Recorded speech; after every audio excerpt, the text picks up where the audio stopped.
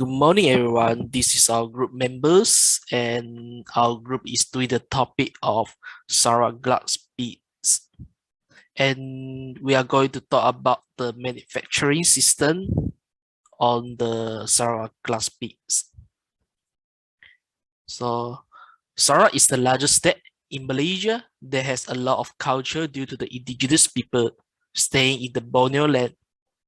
Sarawak has been the postal location for presenting the unique tribal culture thanks to its strong cultural traditional history. Jewelry is a decorative item worn for personal adornment, such as the pendants, the necklace, the earrings, and the bracelets. It can be either expensive or cheap as it depends on the material used to make the jewelry. For example, the gold and diamonds are considered as luxurious materials to make jewelry.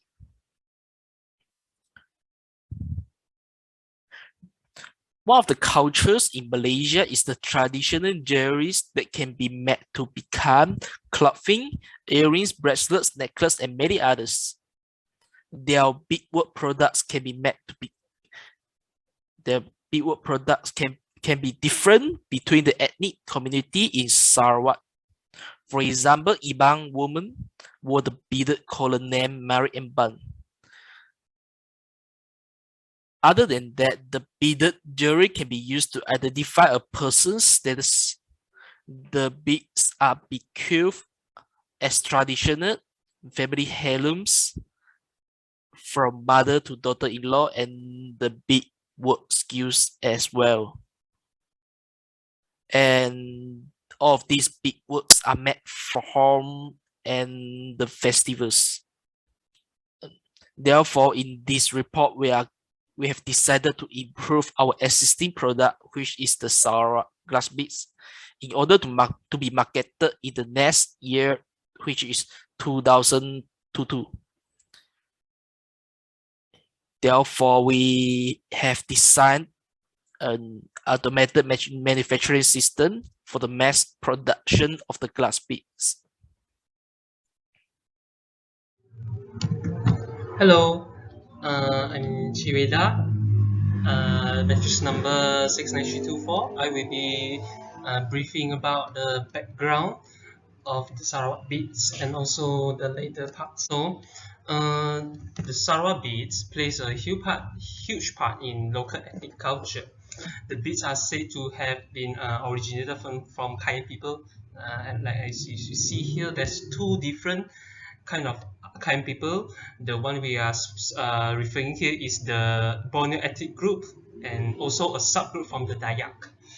The beads are made from organic materials such as animal teeth, bone, shells, and stones. In the 14th century, the traders from around the world brought in the foreign-made beads into Borneo, often with distinctive characteristics. For example, glass-made beads or beads with different patterns. Those features are then picked up by the locals and also embedded into their culture, like assimilation, hence the wide variety of beads in the current day. In ancient times, the beads were considered to be luxurious, especially when they were made of glass or ceramics. They represent one's status and social standing in the community. The beads are also seen used during ceremonies or rituals conducted by the local shamans. Most notably, the healing rituals are which the tradition still being maintained to this date. They are high-end jewelries, and they were treated as treasures by the aristocrats and tradesmen. They hold very high value. So beads are often treated as also seen in bartering. Authentic antique beads are very hard to find. They are very rare, as most of them are buried along with the deceased as parting gifts to be used when they travel on to the next world. Okay, in current days, the beads are given to people's families and friends as gifts or souvenirs or a sign of kindness. Sarawak practices bead making techniques, but with the revolution of manufacturing and industrialization, beads now can be mass produced and crafted into different shapes and sizes using different materials. Glass beads are typically used as necklace as a fashion item. My name is Eric Wong. My mention number is 69610. Today I'm going to introduce about the manufacturing process of the glass beads. The first process is the pressing process. The glass bars are first heated to approximately 200 degrees Celsius in order to transform it into molten step. After that, the molten glass is transferred into the pressing machine. Molten glass are then pressed by two opposite molds to process it into bead shape by applying pressure. The glass beads are then pressed for a few seconds to facilitate cooling and cut it into separate beads. The next process is the faceting process. The glass beads are first placed on the faceting machine frame, and its outer layer is covered by resin powder and burned under a high temperature. The glass beads are then grind and cut by using a high-speed spinning lathe. Lastly, the glass beads are collected from the faceting machine after they are completely shaped. Next, the glass beads are washed by using the industrial washing machine in order to remove the impurities before tumbling process. For the tumbling process, glass beads, water and abrasive materials are poured into the basin of the vibration tumbler. These materials will collide with each other as the vibration tumbler creates a fast vibration on the basin. Other than separating sharp edges and scraps from the beads, the surface of the glass beads also can be smooth, polished and ground by friction between the abrasive material and the glass beads. Hi, my name is Wong Kee Seng with metric number 71964. Now I would like to present the assembly process. In the assembly process, we have three processes which are decoration of glass beads, trading process, and packing process. For the decoration of glass beads, the process involves two types of decoration which are painting the glass beads manually and ornamenting the glass beads by different color glass rolls. For the painting of the glass beads, workers will paint the blank glass beads by using different color of paint. Besides that, ornamenting the glass beads by different colors of glass roll is also used in our assembly process. For the trading process, an automated trading machine is used to set up the time. Worker will press the glass beads on the trading machine and insert the string into the glass beads. The necklace and wristband are traded by different color of glass beads which can make them more attractive and colorful. Hence, a necklace or a wristband is produced.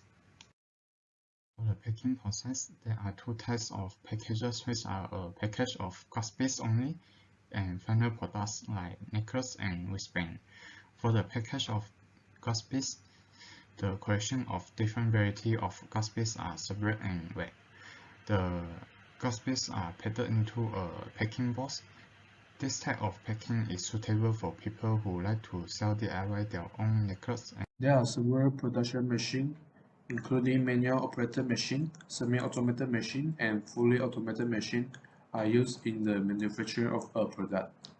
For example, industrial pressing machine, faceting machine, vibration tumbling machine, and the round beads trading machine are the semi-automated machine, while the industrial washing machine is the fully automated machine used in the manufacturing of the glass beads. Nowadays, there are many manufacturing processes are controlled by the computer system. For example, we are using supervisory control and data acquisition, SCADA system, and the distribute control system (DCS) system in our production plant.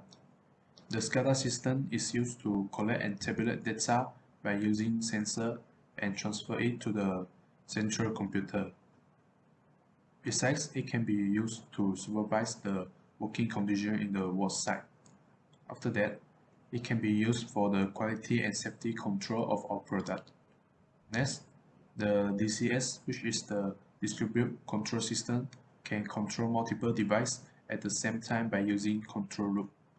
It can increase the productivity since machine can do a quickly operation compared to human. Lastly, it can save time and the labor cost as well.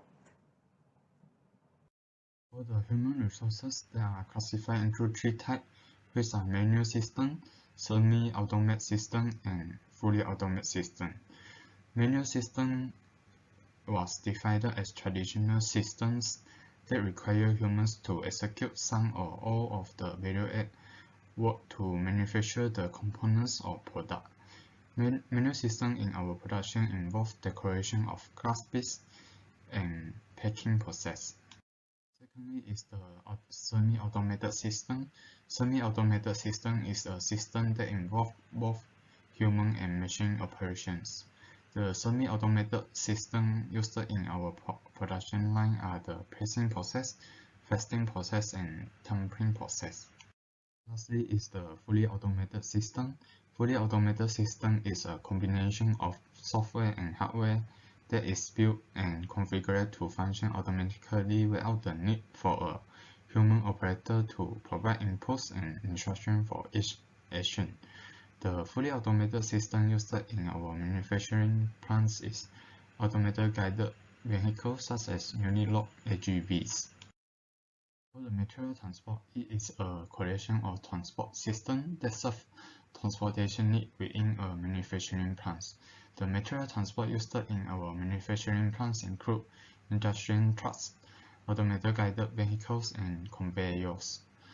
For the industrial truck, fully and So let's move on to the storage system. Storage system is defined as the marketing function that involves holding goods between the time of their production and their final sale.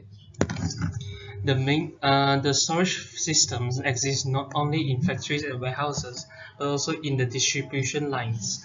Organized storage systems improve efficiency and will be beneficial towards the fluidity of the supply chain. It stores a wide assortment of materials in the factory, including office wares and raw materials. Jewelry factories have a different layout than other production factories, as the production quantity is distinct for each manufacturer and type of product due to financial reasons and cost effectiveness. The factory would have dedicated storage for different departments according to the activity level of that area. Materials with different physical and chemical composition are used and disposed during the manufacturing of the beads, such as glass rods, resin powder, and residues of tumbling. Glass rods would be stored in boxes in an arranged fashion to prevent breakage. The automated storage and retrieval system, short form which is ASRS, is highly beneficial towards operations with small amounts of raw materials like bead production. The advantages of ASRS is they provide compensation for the high initial cost involved. The rack system is equipped with automated cranes, automated guided vehicles, which is AGV, on conveyor belts to relocate materials around the storage system. The substances are loaded from the warehouse area using forklifts, then transferred onto the loading area of the system. All materials are stored on pallets, so moving items will not be time-consuming. After placing barcodes and registering the barcode into the main navigation system, the pallet is then moved to the desired location for storage. Typically, items that are used almost very frequently will be located near the exit instead for quick access. So let's talk about the application of this ASRS on our factory. So glass rods, as we all know, are the main material for casting glass beads. So storing them using ASRS along with other materials with less frequent uses is ideal. When the production commences, a fixed number of pallets with glass rods will be transferred to the casting machines using forklifts. lesser employees are involved compared to conventional bulk storage systems, as it is not only difficult to achieve a fine balance between storage density and accessibility, but it also would put more employees at risk of accidents, such as collapsing of racks due to forklift mishandling in a very tight area. Unilot ASRS solve all the problems above you through advanced automation and technology. Residues of removed glass beads scraps are recycled and to be remelted into glass rods, then fed into the casting machine's entry point or carried back into the same ASRS through forklifts. The packing boxes for DIY bead sets are also stored along glass rods in their separate racks in the ASRS. Those two items require the most volumetric space in total storage capacity and high throughput rate. Thus, the availability must be maintained at a high level at all times. This further justifies ASRS as accuracy is greatly increased through the use of computerized processing without the risk of delaying or making any mistakes. So how about the storage system for the other area of production other than the casting? So the finishing process of the beads require other materials and tools such as paints, threads, and resin powder. Those items need to be very accessible and close to the workstation employees to replenish relevant materials immediately without any delay. So cabinet and with rows of drawers as a storage unit is very suitable for this scenario. Tools such as brushes and waving machines are normally just situated on the work table in the workstation, along with the paints for decoration purposes. Spare parts of paints and brushes will be stored in the drawers in the same compound. The resin powder could be prepared in buckets, stored in cabinets to prevent degradation of the material. It will still utilize the same drawer storage system. Moving on to identification system. The identification system enables manufacturers to track down the products for its status from production until in the hands of the customer. If a problem ever arises, the manufacturer could quickly identify the source efficiently. An industrial label system that is capable of printing on polyester labels and paper labels are adequate for small products like jewelry. Labeling is very versatile, not to mention its overall cheap cost and good trackability. With every DIY bead set packed and ready, a label with barcode and product name is stamped on the side of the packaging. The label is made sure to be durable and water resistant to prevent it being easily removed or damaged while shipping and handling. Each product label will contain all the useful information, such as the production date of the beads, the batch, and the lot numbers and the type of product set included, presented in serial numbers and barcodes. The data can be read by scanning it under a text scanner. If the product is the bead necklace, the label is instead wrapped around the necklace with a little space left for the purchaser to cut it off using a scissor or knife without having the risk of damaging the product. The identification system on raw materials is integrated with ASRS itself, like we mentioned previously. When raw materials arrive in cartons and packaged onto the pallets, barcodes are married onto each pallet before loading onto the racks. That concludes for identification system.